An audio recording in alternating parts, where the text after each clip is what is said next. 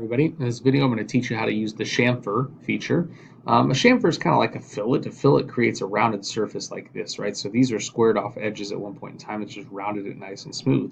The difference is whenever we go through here and we create a chamfer, and that actually would be in the modify tool, it's right here. What it does is you can see from the picture here, it takes those and it creates, instead of a rounded edge, it creates like you took a knife and just lopped off the corner. Okay, so that's a chamfer. What we're going to do is we're going to add a really thin chamfer in a lot of places around this particular piece.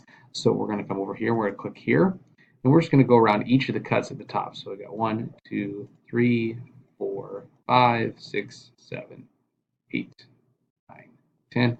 I'm just going to work my way all the way around. The star is obviously the most difficult of all those.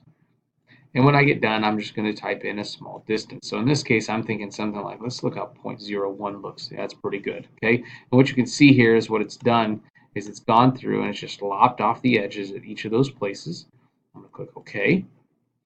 And we have a finished chamfered product. So that's how you use the chamfer feature. Pretty simple. Hopefully it makes sense. If you have any questions, don't hesitate to ask.